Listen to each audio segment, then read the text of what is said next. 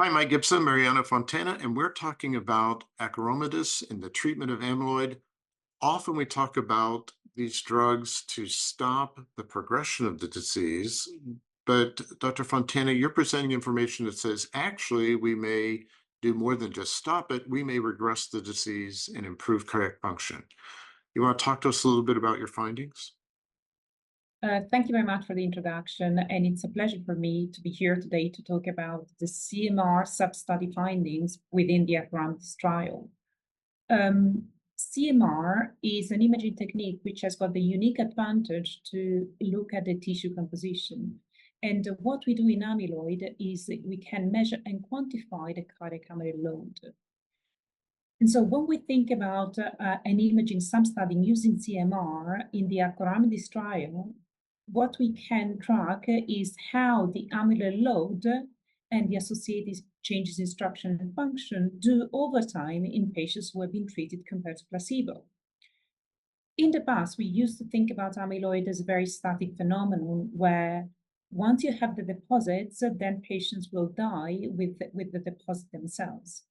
Now we know that if you reduce enough the amyloid production in some of the patients, you might actually see amyloid regression, i.e. reduction in the amyloid load as measured by CMR with T1 mapping. So what we do with CMR is quite simple. By using the T1 mapping technique, we can measure extracellular volume, which is a measured extracellular space. And why the extracellular volume is so important in patients with amyloid? Because the amyloid sits in the space between the cells. So when we measure the extracellular volume, what we are actually measuring is the amyloid load. What we've seen in the cardiac MRI sub-study of the Acoramidis trial is that in treated patients as compared to placebo, we saw favorable trend in terms of improvement in LV mass, parameters of systolic function for the LV systolic function, and also the RV systolic function. And when we look at the extracellular volume, so the measure itself of the amyloid load, again, we saw a favorable trend in patients treated with Acoramidis as compared to placebo. So CMR in amyloid is a very comprehensive technique because it assesses us to look at the amyloid load and the structural and functional consequences associated with the amyloid load itself. And so in this study, what we saw is changes in the right direction in all the different parameters, from the amyloid load to structure and function. And importantly, in a proportion of the patients, we saw also reduction in the extracellular volume, which is consistent with reduction in the amyloid load, which we never see in untreated patients.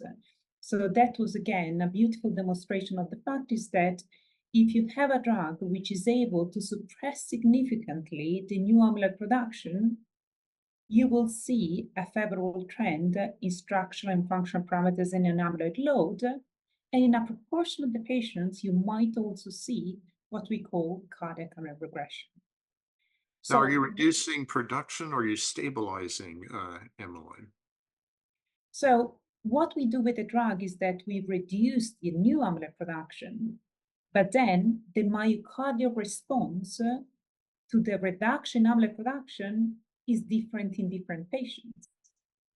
With the same degree of stabilization or reduction in the amyloid production, you can see a small progression in some, stabilization in others, but you might also see regression in some of the patients if your reduction in amyloid production is good enough. And this is exactly what we see in the Acoramidis trial.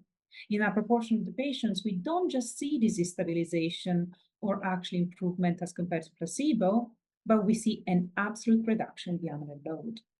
And what's important to bear in mind is that the sub-study is on a small number of patients. So it's not possible to formally test the hypothesis with statistically with p-values because the number of patients is small. But at the same time, every single parameters that we can assess with CMR was showing a favorable trend in the right direction. Structure, function, as well as tissue composition. Great. Well, thank you, Dr. Fontana. Thanks for joining us today. And thanks to all of you for joining us here live from ACC 2024.